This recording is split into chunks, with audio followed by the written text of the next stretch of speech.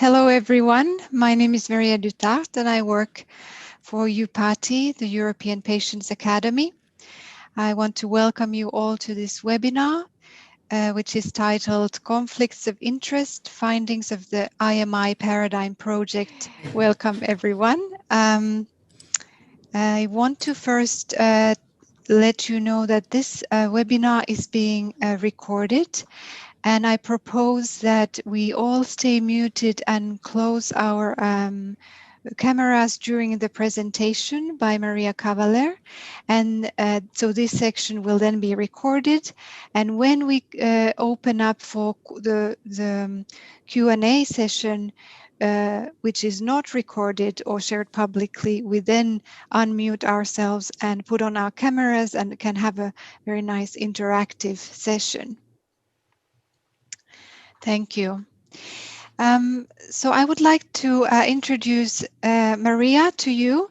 Maria Cavaller works as Patient Engagement Junior Manager at EURODIS in Barcelona, and she manages the process of patient engagement in medicines development procedures at the European Medicines Agency, mainly protocol assistance and coordination of patient engagement for European initiatives, including the Paradigm Project, which we will be talking about today. She also supports the work of the members of the EURODIS Therapeutic Action Group. She holds a degree in pharmacy, and before joining EURODIS, she worked for the European Medicines Agency in different pharmaceutical companies and in community pharmacy. We are very happy to welcome you here today, Maria, and so now the floor is yours. Thank you. Thank you, Maria, and thank you, Patty, for inviting me here today, and EATG for kindly hosting this webinar.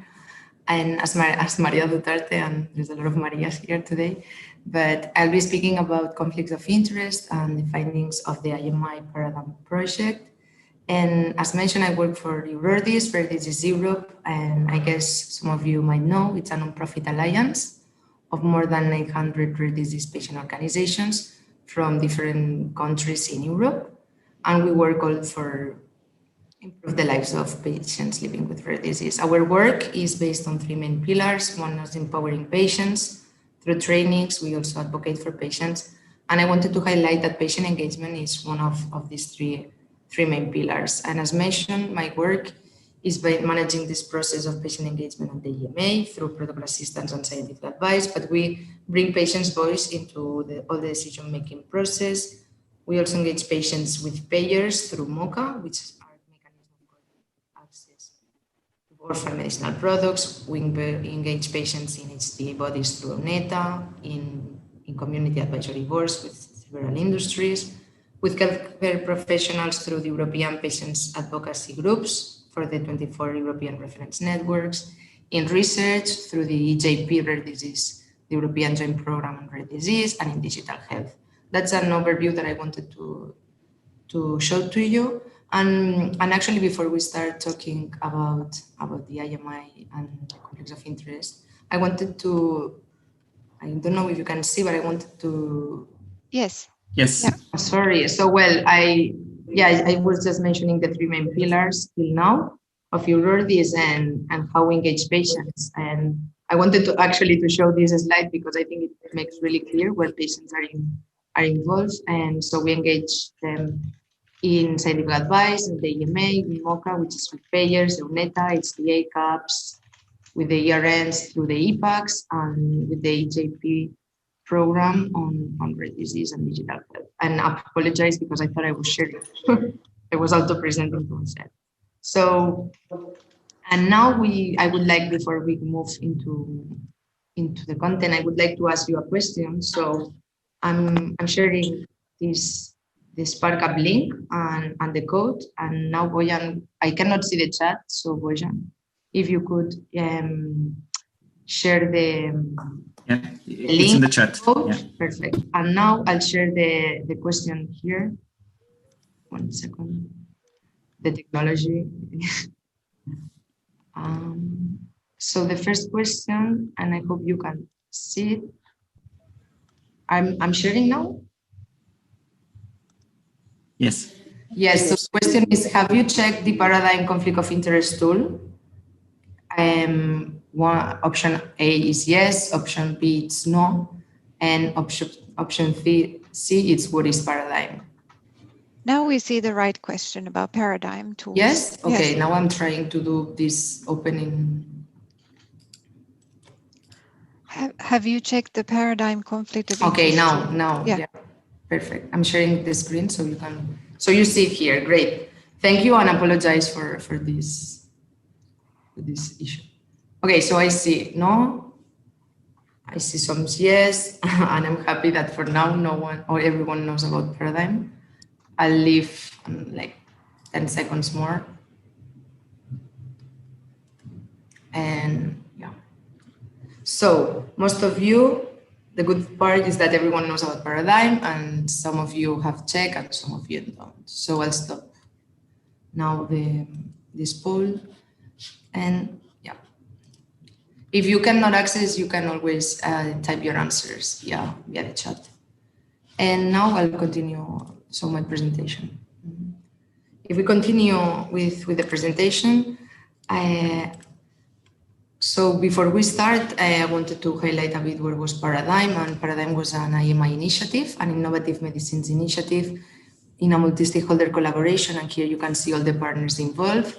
EURODIS was one of these partners, together with other patient organizations, pharmaceutical industries, and researchers, HTA bodies, regulators, etc. Can you see my screen, I guess? Yes. Thanks. So Paradigm stands for Patients Active in Research and Dialogues for an Improved Generation of Medicines, and it lasted 33 months and it just ended last November. And so the work was structured in 3 main phases. The first one was data gathering.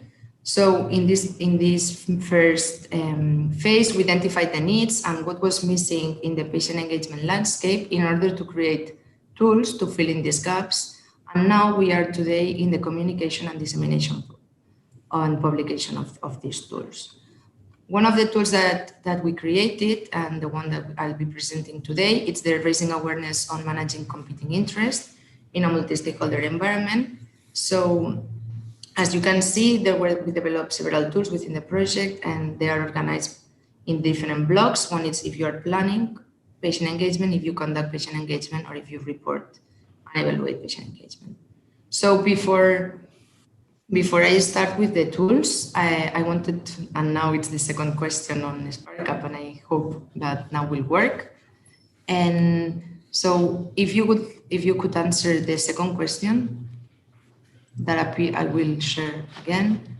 So the second question is about if you have you ever been restricted to participate in a patient engagement activity due to conflicts of interest. This is the same link and the same code, so I guess that, no, wait a second. I see some people is answering, so I guess that it's working. So I'm trying to share here the results. Okay, so I guess you can see the results. For now, 67% has never been restricted due to conflicts, but some of you have been. Okay, we only have 3 votes, but maybe some of you can answer via chat if you have experienced any of these. You can always answer via chat. I see someone, Giorgio. Okay, I'm not vote. Thank you, Giorgio. So yeah, you've been restricted. Okay. Eva, I see you too. Okay. So if I may continue. Now for a long, I will not share any other SparkUp in a while, so we can follow the presentation all together. So sharing again, sorry. So as mentioned, patients, and can you see the full screen? Yes. So patients, and this is from EUPATI, the EUPATI patient engagement roadmap, and I guess all of you is familiarized with this. Patients can be involved since the beginning in setting research priorities, in conducting and and planning the clinical trial design, and also being engaged with regulatory authorities, HTA bodies, and in the dissemination and communication of post-approval. So why we decided that it was important to check competing interests, and that's my next slide. Yeah.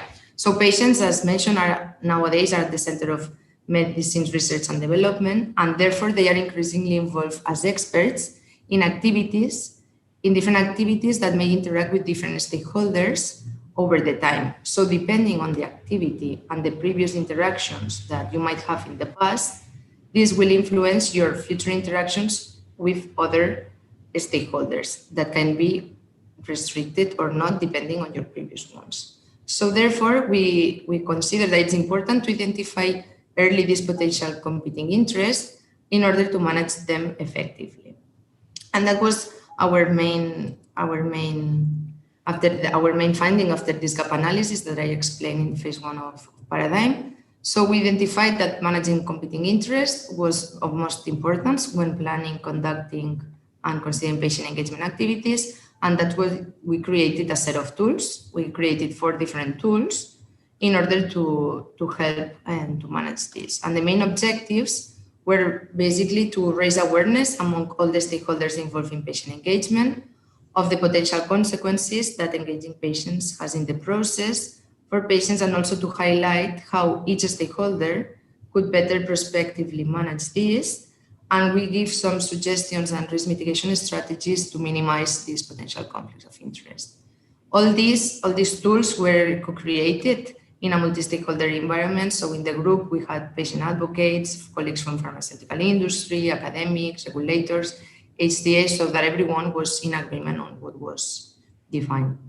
So this is the main tool, and is the main guidance is a comprehensive document which outlines the definitions and types of interest. You can also find recommendations, mitigation measures, considerations when engaging with vulnerable populations. And we also exemplify patient engagement activities within different stakeholders, with regulatory authorities, HTA bodies, developers, and I'll come back later on that.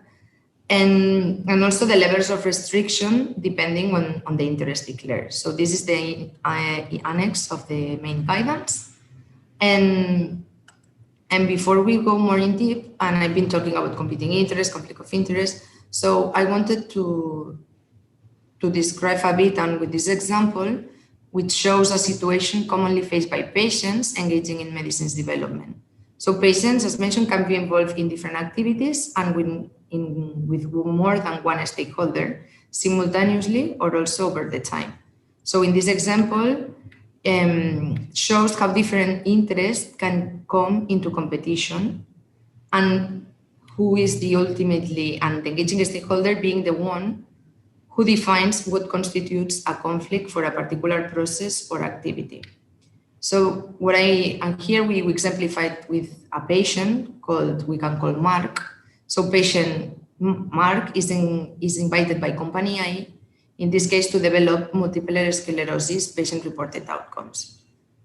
But in 2 weeks, Mark can be asked by company B to join a patient advisory board. And in 1 month later, EMA might ask Mark to join a scientific advisor. All these activities in the first row are competing interests, and it's the EMA, the company B in this case, or company A, who decide if there is a conflict of interest or not. So basically, before any of these patient engagement activities, the stakeholder asks, in this case Mark, to fill in a declaration of interest and to declare if he has had any previous interaction. So when it comes to company B, for example, Mark declares that he has been in contact with company A, always without disclosing any confidential information. So that's very important. And then it's company B who will decide, according to their internal policy, if that constitutes a conflict of interest or no. For example, in this case, company B concludes that there's no conflict, and then Mark is invited to be part of this patient advisory board. But when it comes to the EMA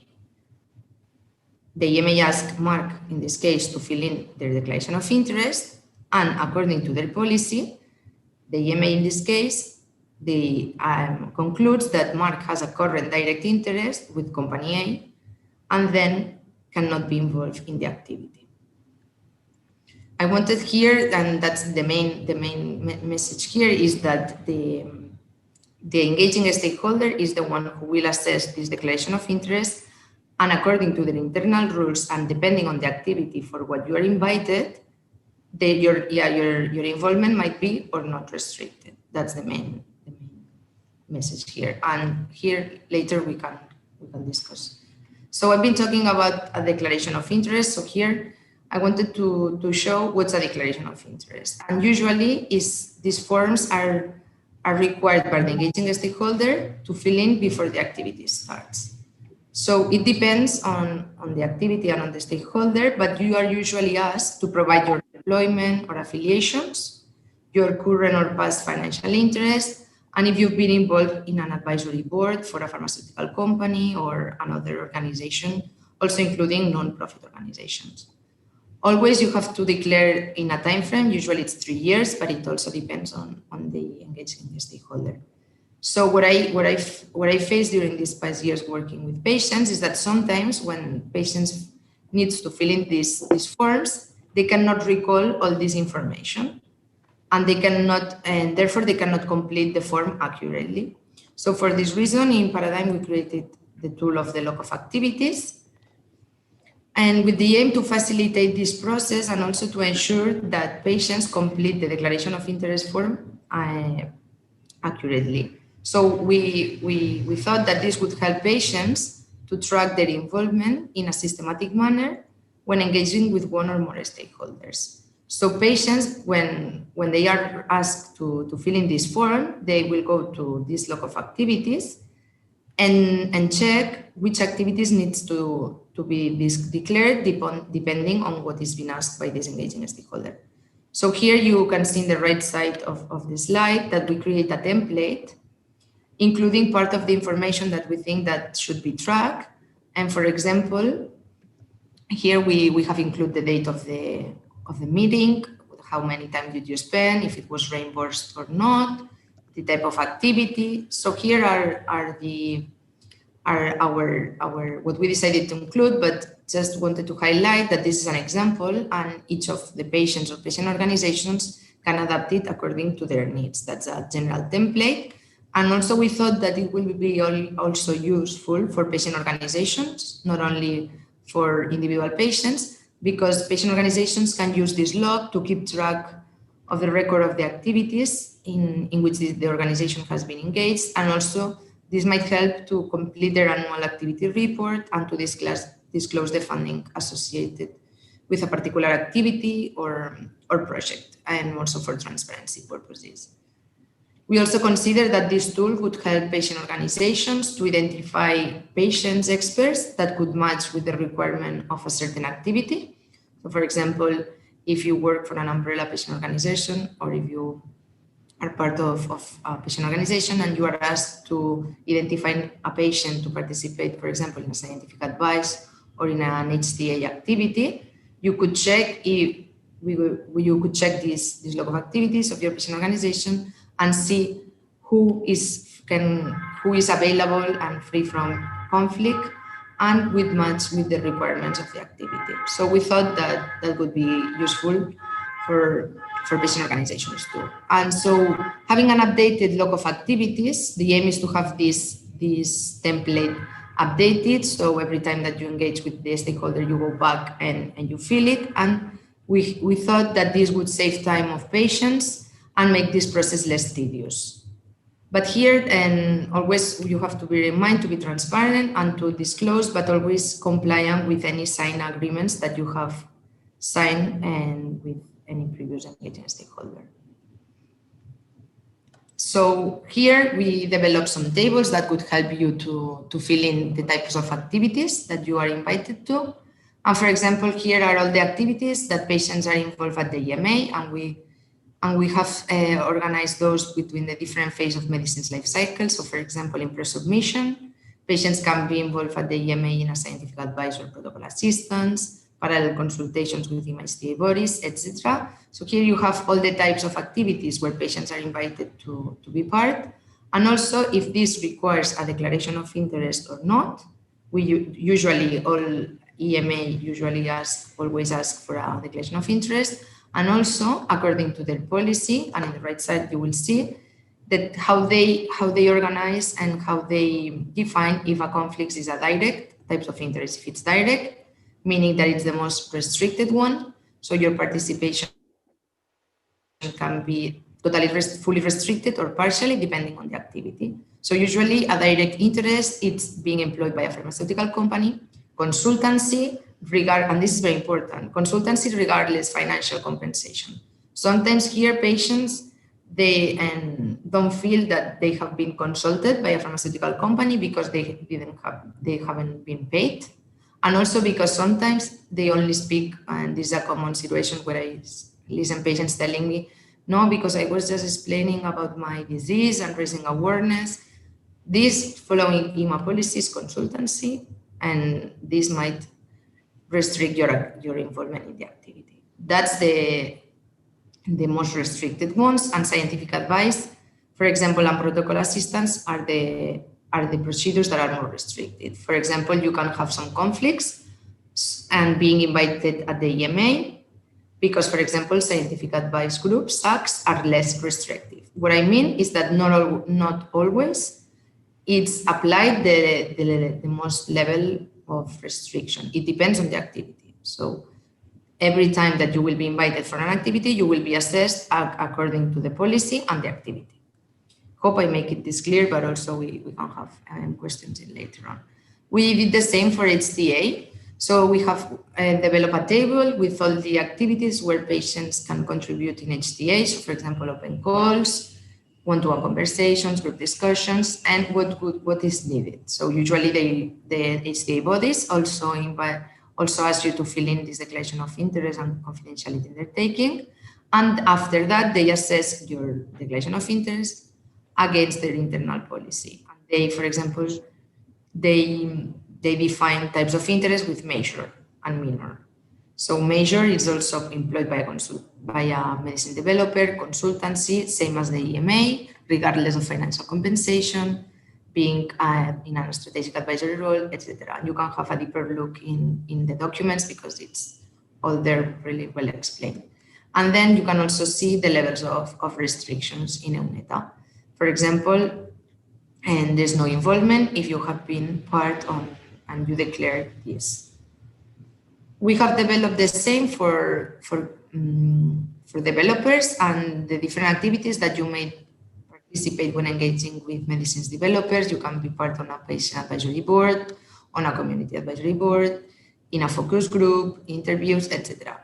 But we don't have this other table according to the policy because each company has their own rules and their own policies. But this is just a list of activities that we thought that could be useful for patients in order to track and complete the log of activities. So after all this work, we have developed and we have included some strategies that we thought that could help patients to mitigate this potential conflict of interest. And one that we highlighted is the diversification of human resources. So we encourage patient organizations and patients to ensure that to build these firewalls between engagement activities and advocacy activities, meaning that patients can be assigned to different activities. So patients that are involved with community advisory boards or with medicines developers are not the same who interact with regulators, HTA bodies, in the sense of diversifying different patients in different activities. Also assigning different patients to different projects. And we acknowledge that this might be challenging for small organizations and also for individual non-affiliated patients. But, and also with, for example, I work with rare disease, and this is really challenging because not all these patient organizations have the same resources and patients that can diversify actually the roles. And that's why the EMA and EUNETA have this special status they call expert witness, because they are aware of these potential restrictions. So this is a valuable tool that permits participation of patients, even though they declared interest, and they can be engaged in the same way, but without having access to any confidential document. Here you will receive all these slides, so you have all the info. And yeah, and all this information is also included in the tool, so you can have a deeper look.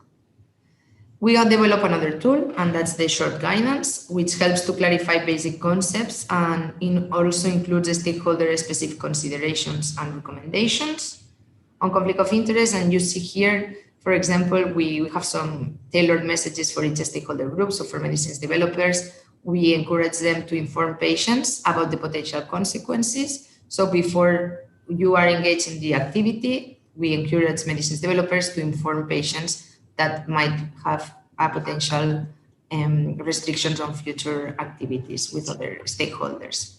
We also have some specific messages for regulators, STA payers, to adapt the processes, because we are aware that sometimes documents and the process per se is tough, and some of you and some patients need support.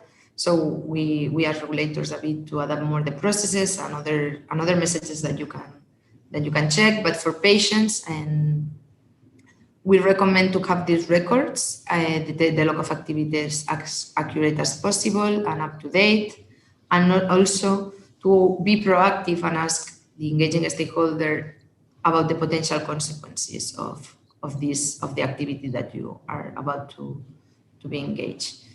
And before we go to another tool, I have another Spark Up question, and that's the last one. And I know it's a bit disruptive, but the last tool is that we created was educational scenarios, and this tool provides illustrative examples to identify common situations where conflicts of interest might occur, and the measures that could be taken for their management. So this is the question that you will see in Slido. And now I'll stop sharing and share the Slido, but you can already start thinking about the answer while I'll share the screen again with the Slido. So the question is, you're a patient advocate and you're aware of different opportunities to be involved with one or several medicines developers who are developing, okay, I see that now, the question is not complete. Developing therapies for your disease, and what would you do? You would refuse all because you don't know what to choose. You accept all because there are all good opportunities to be impactful on your disease area, or you just discuss with other patient advocates in your field organization in order to distribute the roles among yourselves. For now, I see that everyone got C. I'll wait like 30 seconds, and you can also type the answer in the chat if it doesn't work for you. But yeah, I think that everyone got it right, so I'll stop sharing. And so yes, so you will see that in this tool, in these educational scenarios, we have 12 examples on the common situations. And this one, as you well answered, for each scenario we propose what is, for each scenario we propose what is probably the most appropriate answer, and we give a rationale for each one. So in this case, it's C. And it's what I was talking about before. So to distribute the roles among your patient organization, so everyone can be engaged with different stakeholders and without conflicting any of the patient organization members. So this tool will aims to help patients to make informed decisions when engaging with one or more type of stakeholders, and also to raise awareness among the engaging stakeholders of the consequences that may have. And before we end and we go back to questions and answers, I just would like to have some take-home messages. And now it might sound a bit repetitive, but it's just I want you to keep this in your mind. So keep accurate and to use the log of activities and to keep this log as accurate and transparent as possible. And we think that that's a tool that would help you to, before disclosing and filling these documents, also to make sure about this diversification and building this firewall between engagement activities and advocacy activities, and always, if possible, and in big organizations, to keep someone free from conflict, to engage with our stakeholders, to check all the tools that we have developed. We have developed 4 documents which are really useful. These educational scenarios that I was now just doing an example, but there are 12 other ones with different situations, with this rationale that you can have a look and see. And all, of course, the main guidance, which includes all the definitions, type of interest, and all these tables that I was showing in before. And as I mentioned before, also to be this proactive. So before you are engaged in an activity, you ask the stakeholder if this activity might preclude you or not. They might not know, but you can always ask just in case. And always, as mentioned, being transparent, disclosing everything, and being compliant, and that's very important, with the signed agreements that you have signed with the before starting the patient engagement activity. I don't know if you have questions. I hope so. And then now I would like to stop maybe sharing so I can see, because I cannot see the chat or your faces. So Maria, I don't know if you... Thank you very much. And we will now stop the recording.